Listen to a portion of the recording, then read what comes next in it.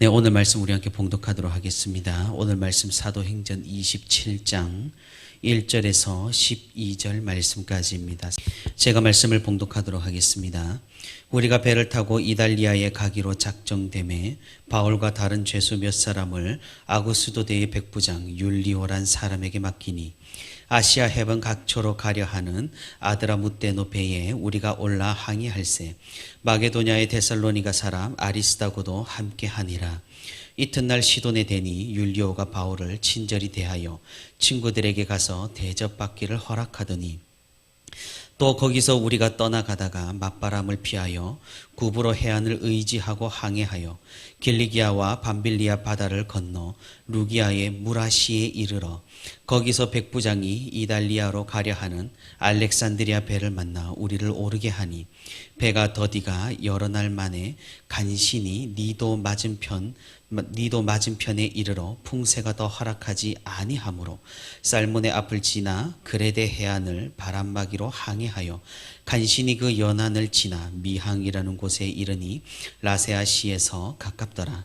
여러 날이 걸려 금식하는 절기가 이미 지났으므로 항해하기가 위태한지라.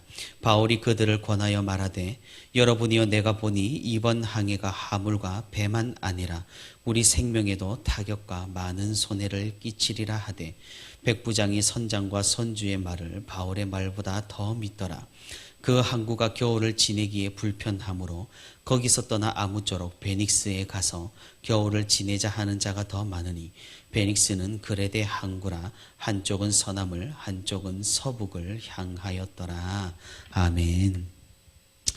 네, 오늘도 이렇게 하나님과 동행하기 위해 새벽 기도의 자리에 나온 우리 모든 성도 여러분 진심으로 환영하고 또 축복합니다. 오늘도 우리 함께 말씀을 듣는 가운데 또 말씀을 붙들고 우리 함께 기도하는 가운데 하나님의 크신 은혜와 위로가 풍성히 있기를 주님의 이름으로 소망합니다. 요즘 시대를 많은 단어로 우리가 정의를 해볼 수 있겠지만 어떤 다른 관점에서 하나 더 정의를 해본다면은 전문가의 시대라고 할 수 있을 것입니다. 예전에는 인류 문명의 지식이 그렇게 많이 쌓여 있지가 않았기 때문에 똑똑한 한 사람이 여러 분야에서 전문가가 될 수가 있었습니다.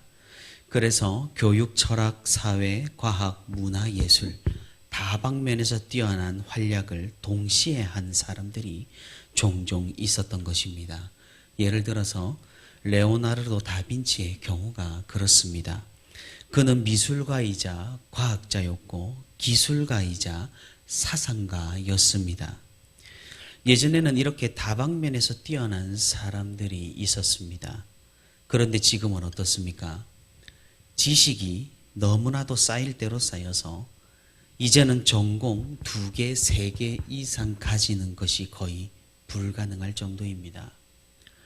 전문직 2가지를 동시에 해내는 사람도 혀를 내두를 정도로 대단한 사람으로 여겨지는 시대가 바로 지금 시대라는 것이죠. 왜 그렇습니까?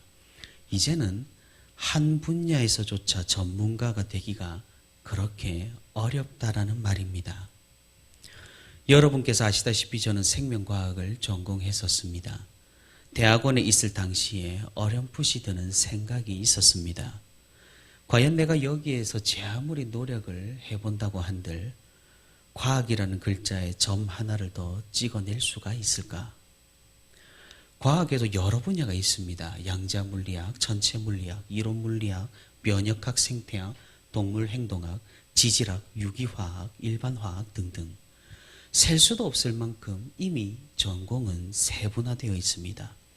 그리고 각각 이 전공 안에도 또 세부적으로 전문가가 나뉘어지게 됩니다.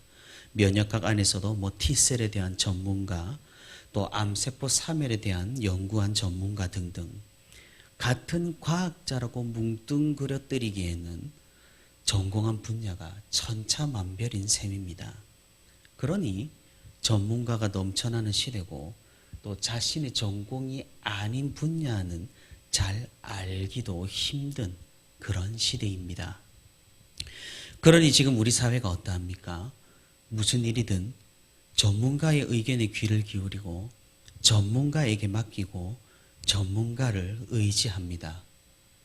물론 이것은 긍정적인 결과를 가져올 가능성이 크고 잘 모르는 사람보다 그 분야의 지식이 있고 경험이 있는 사람을 고용하는 것은 굉장히 합리적인 선택입니다. 하지만 이런 사회 현상에는 문제점도 적지 않습니다. 전문가에만 의존하다 보니 전문가의 말을 맹신하는 그런 경우입니다. 제 아무리 전문가라 하더라도 모든 것을 알지는 못하는 법이죠. 과학과 기술이 아무리 발전했다 하더라도 지금까지도 우리는 모르는 것들이 더 많다라는 사실입니다. 심지어는 석유가 대체 어떻게 생겨났고 왜 땅에 묻혀 있는지 여전히 우리는 모릅니다. 이상하지 않습니까? 석유가 뭔지도 모르고 어떻게 생겨났는지도 모르는데 우리는 석유를 지금 정말로 잘 사용하고 있다라는 사실이 말입니다. 또 전문가라고 할지라도 눈앞의 이익 때문에 양심을 버리는 경우가 많습니다. 예를 들어서 건강 프로그램에 나온 의사가 어떤 물질을 건강에 엄청 좋다고 소개를 합니다.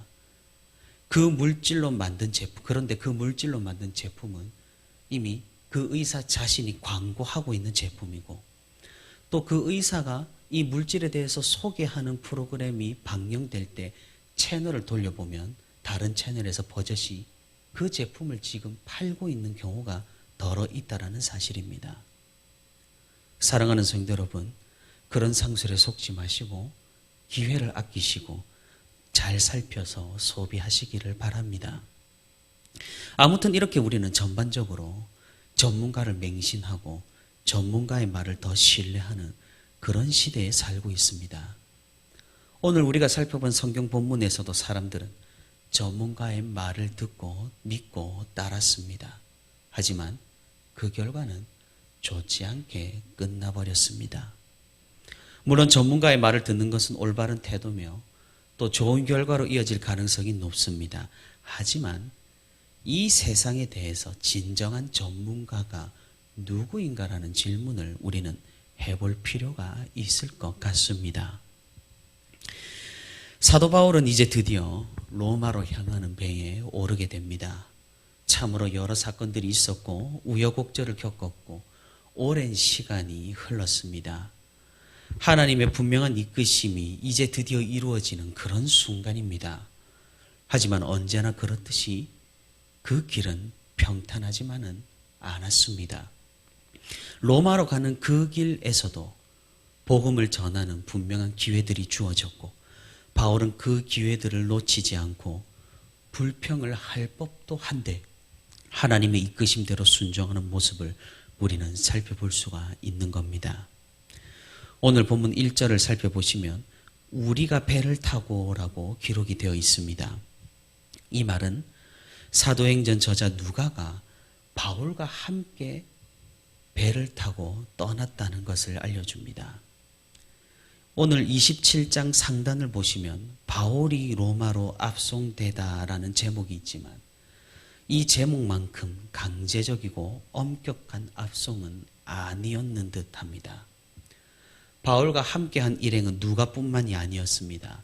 오늘 본문 2절에 에베소 폭동에서도 함께했던 동료인 아리스다고도 이 배에 함께했던 것을 확인할 수가 있기 때문입니다. 바울을 로마로 인솔하는 책임은 로마의 백부장 율리오라는 사람에게 있었습니다. 이 율리오는 바울에 대해서 호의적이었습니다. 그가 본인 생각으로 바울에게 호의적이었는지 아니면 베스도가 율리오에게 그리하라고 명령했는지는 확실하지 않지만 나중에 시간이 지나 죄수들을 모두 죽이려는 그런 극한의 상황에서 이 율리오는 바울을 살리기 위해 그런 제안을 거부하는 것을 읽어볼 수가 있습니다. 하지만 율리오가 그렇게 했다고 하더라도 그가 신앙을 가졌다라는 증거는 없습니다만 이런 상황들로 봤을 때 율리오는 어떤 명령보다는 개인적인 판단으로 이 사도 바울에게 호감을 가지고 있었는 듯 보입니다. 이제 배가 정착지로 시돈이라는 도시에 머물렀을 때 이 백부장 율리오는 바울에게 선의를 베풉니다. 바울의 친구들이 바울에게 잘 대접할 수 있도록 자유롭게 해준 겁니다. 로마로 압송되는 죄인의 신분을 고려해 본다면 꽤나 파격적인 대우라는 것이죠. 물론 앞선 가이사라에서 재판장과 청문회장에서 바울의 무죄가 증명되어서 그런 것도 있겠지만 그래도 관행이라는 것이 있었을 터인데 율리오는 이 바울에게 자유를 허락해 준 것입니다. 사도 바울과 그의 일행이 배를 타고 로마로 떠난 시기는 대략 한 10월쯤 됩니다. 우리는 이런 시기를 오늘 본문 9절에 금식하는 절기라는 기록을 통해서 알 수 있습니다. 금식하는 절기는 유대인의 대속죄일을 가리키는 것으로 유대력으로 티리시달 10일에 행해졌습니다. 이것은 대략 10월 초쯤, 지금 우리 그레고리력으로는 10월 초쯤에 해당되는 시기입니다. 사실 10월이라는 시기는 이스라엘에서 로마로 가기에는 매우 불리한 계절입니다. 왜냐하면 이때는 서풍 내지는 북서풍이 굉장히 강하게 부는 계절이기 때문에 그렇습니다. 배가 나아가야 하는 방향의 정면으로 맞바람이 부는 셈이니까 말입니다. 그리고 이 당시에는 나침판도 없었고 단순히 배를 항해하기 위해서는 별자리를 보고 항해를 하던 그런 시대였습니다. 그러니까 무엇보다 계절 감각이 중요했고 배를 이끄는 경험이 중요했습니다. 이제 배는 시돈을 출발하여서 무라라는 도시로 향합니다. 그곳에서 이탈리아로 가는 큰 배로 갈아타야 했기 때문입니다. 원래 시돈에서 무라로 가는 배의 경로는 구브로 섬 아래로 향하여서 이렇게 무라시로 들어가는 것이 정상 항로입니다. 우리는 예전에 이 항로로 바울이 3차 전도 여행을 끝내고 이스라엘로 돌아왔던 것을 기억을 할 수가 있습니다.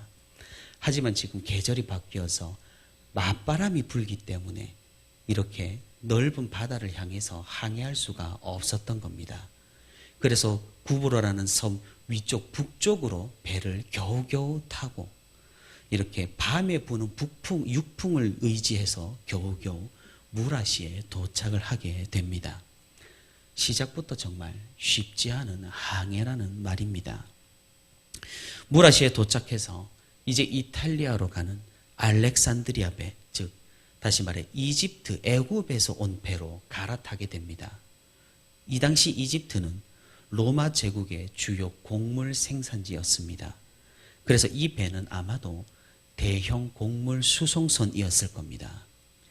지난주 우리가 성경 퀴즈에서도 나왔었지만 이 배는 276명을 수용할 정도였으니까 그 규모가 짐작이 가실 겁니다.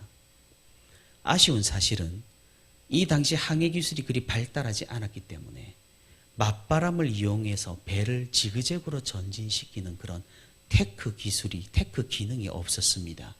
그러니 반대편에서 바람이 일게 되면은 그저 운명에 맡기며 배가 떠다니는 것이 보통일 정도로 굉장히 힘든 항해를 했던 겁니다. 그래서 지금 계절은 사실 이스라엘에서 로마로 서쪽으로 향하기에는 최악의 계절인 셈입니다. 지중해라는 바다는 9월 중순부터 11월 중순까지는 항해하기가 굉장히 위험한 시기였고 11월 중순부터 2월 중순까지는 바다에서 재난을 당하기 쉬운 계절이었습니다. 그러니 차라리 겨울을 지나기를 기다렸다가 봄에 항해를 하는 것이 좋은 선택이었다라는 말입니다. 그렇게 무라를 떠난 알렉산드리아 배는 이제 니도라는 도시 근처에 도착을 했습니다. 이 니도라는 도시는 2개의 항구를 갖추었고 숙박시설도 잘 되어 있는 도시라서 겨울을 나기에 좋은 정거장이었습니다. 그런데 그곳에 도착했으면 좋았으련만 바람이 불어서 니도로 진입을 하지 못하고 점점 더 먼 바다를 향해서 배가 끌려가는 겁니다. 그래서 어쩔 수 없이 그 남쪽인 에게해 남쪽에 있는 그레데 섬의 미항이라는 곳으로 향해야만 했습니다. 이렇게 바람이 계속 도와주지 않자 이제는 결정을 내려야 했습니다. 이곳에서 겨울을 날 것인가 아니면 계속해서 좀 무리하더라도 항해를 할 것인가를 말입니다. 가고자 했던 니도라와는 다르게 이 미항이라는 도시는 굉장히 작은 항구였고 숙박시설도 용이하지 않았습니다. 그래서 겨울을 보내려면 276명이나 되는 인원이 텐트를 쳐야 할 수도 있는 그런 열악한 상황이었습니다. 아까도 말씀드렸다시피 계절은 이들의 편이 아니었습니다. 바울은 이런 상황에서 선장 그룹을 만나서 조언을 건넵니다. 오늘 본문 10절입니다. 여러분이요, 내가 보니 이번 항해가 화물과 배만 아니라 우리 생명에도 타격과 많은 손해를 끼치리라. 사실 바울의 이 조언이 경험에 의한 것인지 아니면 하나님께서 주신 예언의 영역인지는 확실하지는 않습니다. 물론 사도 바울은 많은 항해 경험을 가지고 있습니다. 그리고 바울은 절기를 정확하게 파악을 하고 있었고 고린도 후서를 살펴보면 이미 난파를 3차례 당했다고 말하는 것으로 보아서 항해에 대해서 많은 지식을 가지고 있었던 것으로 보입니다. 그가 보기에 날씨를 보아도 바람과 계절을 보아도 서쪽을 향해서 계속해서 가는 것은 거의 불가능할 것이라는 판단입니다. 하지만 바울의 말 후반부를 통해서 우리는 단순히 경험에만 의존한 말이 아님을 생각을 해볼 수가 있습니다. 우리 생명에도 많은 타격과 많은 손해를 끼치리라. 단순한 예상인지 아니면 하나님께서 보여주신 예언인지 확실하지는 않지만 아무튼 사도 바울은 이렇게 경고를 한 것입니다. 이 배는 로마로 가는 수송선이었기 때문에 로마 관리였던 백부장에게 결정권이 있었습니다. 백부장은 항해를 계속하기로 결정합니다. 우리는 이 백부장의 결정에 대해서 이해할 수 있습니다. 왜냐하면 이 백부장이 보기에 바울은 그저 천막을 만드는 신앙이 좋은 사람이었기 때문입니다. 반면에 이 배를 이끄는 선장과 선주는 평생 항해를 한 베테랑 바다사람이었기 때문입니다. 전문가의 말을 듣는 것이 보통은 좋은 결말을 보니까 그렇게 선택을 한 것입니다. 그렇게 배는 미항을 출발하여서 조금 더 겨울을 나기 좋은 베닉스를 향했습니다. 사랑하는 성도 여러분, 우리는 이 여행이 어떻게 되었는지 그 결말을 잘 알고 있습니다. 우리가 다음 말씀으로 살펴볼 것이지만 이 백부장의 선택과 선장의 모험은 곧바로 위험으로 바뀌었습니다. 전문가의 말을 들은 대가는 참으로 많은 것을 잃었습니다. 바울이 경고한 말대로 되어버린 셈입니다. 우리는 여기에서 한 가지 교훈을 얻을 수 있습니다. 그것이 무엇입니까? 그것은 과연 누가 정말로 전문가라는 질문에 대한 대답입니다. 백부장의 실책이라고 한다면 바울을 그저 천막을 만드는 유대인, 신앙이 좋은 사람으로 평가를 한 것입니다. 사실 바울은 복음을 들고 수없이 항해를 한 사람이었고 3번의 난파를 겪고 목숨을 건져본 사람이었습니다. 무엇보다 바울은 하나님과 함께하는 사람이었습니다. 항해 기술이나 바다에서의 생활만큼은 선장이 전문가임은 확실합니다. 하지만 그 바다를 만드시고 그 바다를 운행하시고 바람을 일으키시는 분은 정작 누구란 말입니까? 우리는 잘 살펴야 하는 것입니다. 때로는 세상적인 전문가보다 하나님과 가까이 함이 더욱 유익하고 이로울 때가 많다라는 사실을 말입니다. 사랑하는 성도 여러분, 최근 우리 사회는 사람의 마음과 감정, 영혼과 정신 건강에 대해서 교회를 의지하기보다 다른 전문가를 찾는 경우가 많습니다. 물론 신앙이 없는 사람들에게는 그것이 최선의 선택이겠지만 그리스도인들조차 그러는 것은 문제가 있어 보입니다. TV 프로그램에서도 그렇게 대세를 따르며 정신건강 전문의의 말을 들어보는 경우가 많습니다.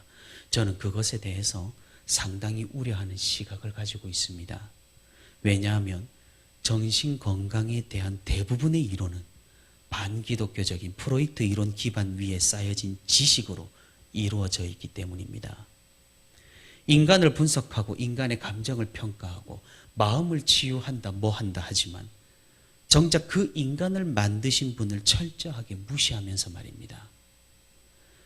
우리가 우리 시대를 잘 살펴서 그런 세속적인 흐름에 휩쓸리지 않기를 바랍니다. 정말 전문가는 누구십니까? 우리 하나님이십니다. 물론 하나님께서는 우리에게 성경을 통해 모든 것을 알려주시지는 않으셨습니다. 하지만 많은 것들을 알려주셨고 우리에게 그 가치관과 기초를 알려주셨다는 사실입니다. 그 기초 위에, 그 가치관 위에 우리는 삶을 쌓아야 하고 지식을 쌓아야 하며 우리의 전공을 쌓아야 하는 것입니다. 마찬가지입니다. 진화론을 기저에 깔고 생명과학을 전공하는 것과 하나님께서 창조하셨다라는 진리를 기억하며 생명과학을 하는 것은 천국과 지옥만큼의 차이가 나는 겁니다. 세상의 전문가를 맹신하는 것이 아니라 오히려 우리가 말씀의 무게를 두고 그 말씀에 기초한 지식으로 살아갈 수 있는 우리가 될 수 있기를 바랍니다. 오늘도 누가 정말 전문가인지 아무리 전문가라 할지라도 누가 창조하셨으며 누가 운행하시는지 우리가 정확하게 알고 판단하고 이해하며 오직 하나님의 말씀에 더욱 무게를 두며 살아가는 저와 우리 부천시민교회 모든 성도가 되기를 주님의 이름으로 소망합니다.